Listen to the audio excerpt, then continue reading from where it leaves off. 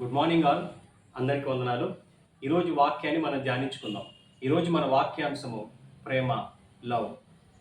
ఎవరైనా మీ దగ్గరికి వచ్చి మీరు యేసుక్రీస్తు ప్రభువుని నిజరక్షకునిగా అంగీకరించారు కదా, బైబిల్ గ్రంథాన్ని విశ్వసిస్తున్నారు కదా, బైబిల్ గ్రంథం మొత్తాన్ని ఒక్క వచనంలో మీరు చెప్పగలుగుతారా అని అంటే మీరేం చెప్తారండి? నేనైతే యోహాను సువార్త 3వ అధ్యాయము 16వ వచనాన్ని చూపిస్తాను. యోహాను సువార్త 3వ అధ్యాయము 16వ వచనం అండి.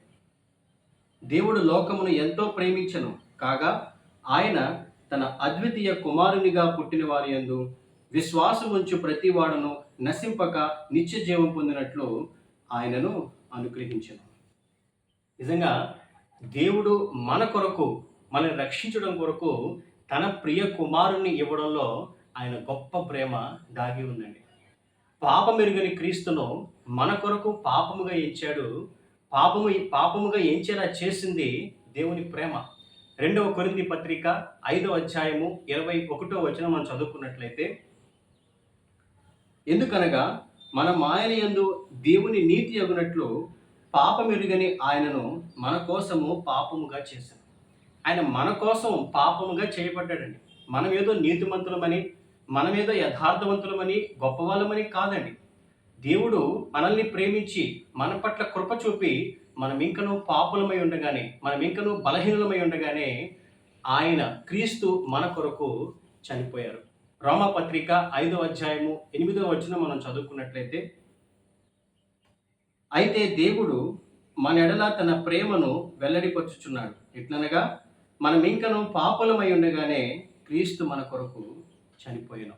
మన కొరకు చనిపోయేంత ప్రేమ మనం దేవుని యొద్ద మనం చూడగలుగుతామండి. ఈ రీతిగా ప్రభు, మన దేవుడు మన ఎడల ప్రేమను ఆయన వెల్లడిపరుస్తున్నాడు. మరి మనం దేవునిచే ప్రేమించబడుతున్నటువంటి మన జీవితాల్లో కూడా అదే ప్రేమ కలిగి మనం జీవించాలని మన ప్రభు ఆశపడుతున్నాడు, ఇష్టపడుతున్నాడండి. ఎవరేందైతే దేవుని ప్రేమ నిలిచి ఉంటుందో, ఎవరేందైతే దేవుని ప్రేమ కలిగి ఉంటుందో వారి యందు నేను నిలిచి ఉంటానని, మరి వారితో పాటు నేను ఉంటానని ఆయన వాక్యం ద్వారా దేవుడు సెలవిస్తున్నాడు. 1 యోహాను 4వ అధ్యాయము 16వ వచనం మనం చదువుకున్నట్లయితే, మన ఎడల దేవునికి ఉన్న ప్రేమను మనం ఎరిగిన వారమై దాన్ని నమ్ముకుని ఉన్నాము. దేవుడు ప్రేమాస్వరూపి ఉన్నాడు. ప్రేమ యందు నిలిచి ఉండువాడు దేవుని యందు నిలిచి ఉన్నాడు, దేవుడు వాని యందు నిలిచి ఉన్నాడు. ఎవరైతే దేవుని ప్రేమ యందు నిలిచి ఉన్నాడో వాడు దేవుని యందు నిలిచి ఉన్నాడు. మరి దేవుడు వాని యందు నిలిచి ఉన్నాడు అని ఇక్కడ వాక్యం ద్వారా మనం స్పష్టంగా చెప్తున్నాం. ఎందుకంటే దేవుడే ప్రేమ ఉన్నాడండి. The God himself is love. The holy Bible is nothing but the book of God's love అండి. ఈరోజు అలాంటి గొప్ప ప్రేమ మనం మన దేవుని యొద్ద నుంచి మనం కూడా పొందుకుంటున్నాం. బైబిల్ గ్రంథంలో కొన్ని సందర్భాల్ని మనం చూసినట్లయితే, ఆనాడు ఒలీవల కొండ దగ్గర ఆ గెత్సెమనే తోటలో యేసుక్రీస్తు ప్రభు తన శిష్యులతో కూడా వెళ్ళి అక్కడ ప్రార్థించడానికి ఆయన వెళ్ళారండి. అక్కడ ఏకాంతంలో ప్రార్థించిన తర్వాత మరి వెనక్కి వచ్చి తన శిష్యులతో మాట్లాడుతూ ఉండగా కొంతమంది గుంపు అక్కడికి రావడం జరుగుతుంది. మరి వారు కత్తులతోనూ గుదియలతోనూ ఇస్కరియోతు యోధాని మరి వారు తోడు పెట్టుకుని అక్కడికి వస్తారండి. వస్తున్నవారు యేసు ప్రభువుని పట్టుకుంటారని, ఆయన్ని బంధిస్తారని, ఆయన్ని గాయపరుస్తానని, అవమానపరుస్తారని ప్రభువుకు తెలుసు. అయినప్పటికీ ఎప్పుడైతే ఇస్కరియోతు యోధ ప్రభువుని ముద్దు పెట్టుకుని ఆయన్ని చూపిస్తాడో వెంటనే ఆ సమూహం అంతా వచ్చి ప్రభువుని పట్టుకుంటారండి ఆయన్ని బంధించడానికి. ఇదంతా చూస్తున్నటువంటి వెనకాల ఉన్నటువంటి తన శిష్యులు, సేవకులు వాళ్ళు ఏం చేస్తారంటే ఒక కత్తిని దూసి ప్రధాన ఆ యొక్క పరిసయ్యుని యొక్క సేవకుని కొట్టి వాడి చెవి తెగ నరుకుతారండి.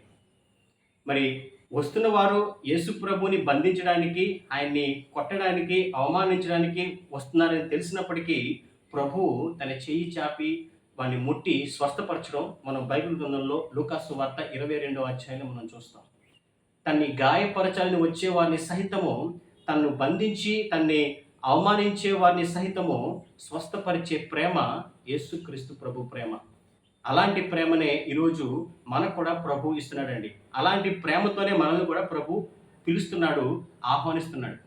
మరొక సందర్భం కూడా మనం చూసినట్లయితే మార్కు సువార్త 15వ అధ్యాయము 30 నుండి 32 వచనాలు ఒకసారి మనం చదువుకున్నట్లయితే మార్కు సువార్త 15వ అధ్యాయము 30 నుండి 32 వచనాలండి.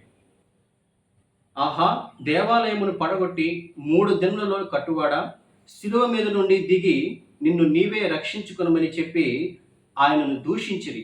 అట్లు శాస్త్రులను ప్రధాన యాజకులను అపహాస్యము చేయుచు, వీడితరులను రక్షించను, తన్ను తానే రక్షించుకొనలేడు అని చాలా అవమానకరంగా మాట్లాడుతున్నారండి. యేసుక్రీస్తు ప్రభువుని శిలువ మీద ఆయన శిలువ వేసిన తర్వాత ఈ రీతిగా ఆయన అవమానకరంగా మాట్లాడుతున్నారు. నిన్ను నీవే రక్షించుకోలేవు, నువ్వు ప్రజల్ని రక్షిస్తావా, కిందకి దిగు అని చెప్పి ఆయన్ని దూషిస్తున్నారు, నిందిస్తున్నారు, అవమానపరుస్తున్నారండి. ఆ సందర్భంలో కూడా ప్రభువు మరి ఆయన చేసిన పని దేవాతి దేవునికి, ప్రభువుకి, దేవా వీరేమి చేయుచున్నారు వీరు ఎరుగరు గనుక వీరిని క్షమించండి అని ప్రార్థన చేయడం మనం చూస్తాం. మరి ఆయన్ని ఒక పక్క ఆయన భయంకరంగా సిలువ వేసినప్పటికీ మరి ఆయన్ని దూషించే వారిని సహితము, నిందించే వారిని సహితము ప్రేమించగలిగే గొప్ప గుణము, గొప్ప ప్రేమ మన క్రీస్తు ప్రేమ అండి.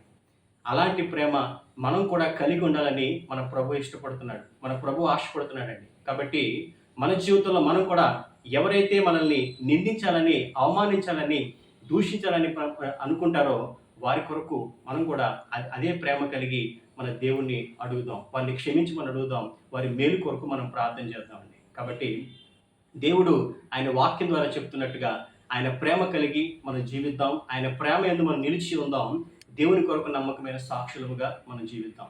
దేవుడు తన పరిశుద్ధ వాక్కును దీవించి ఆశీర్వదించునుగాక. ఆమేన్.